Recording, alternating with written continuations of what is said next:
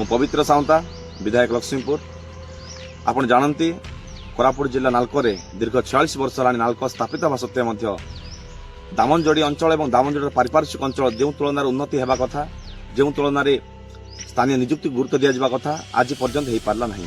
विभिन्न समय ये 46 वर्ष भितर अनेक तर दाबी उपस्थापन कर सत्वे केबे नालको गुरुत्व दे नहीं। यही परिप्रेक्षी में नालकोर जो वैमात्रिक मनोभाव तथा स्थानीय शिक्षित युवक युवती को योग्यता भित्तिक नियुक्ति न देवा, प्रभावित अंचल में सीएसआर काम न करवा एवं डेंगाजानीगुड़ा गाँ भली संपूर्ण प्रभावित ग्राम को एलडीपी मान्यता न देवा एवं दीर्घ दिन आरपीडीएस मीटिंग न करवा एभली विभिन्न समस्या को नहीं नालको प्रभावित अंचलवासी न्याय पाई लड़ई आह्वान देती जिला कांग्रेस कमिटी।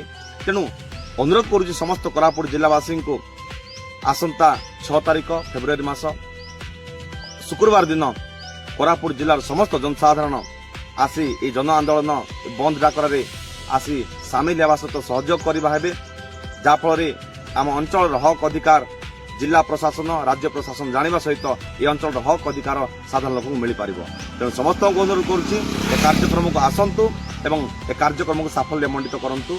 धन्यवाद, नमस्कार।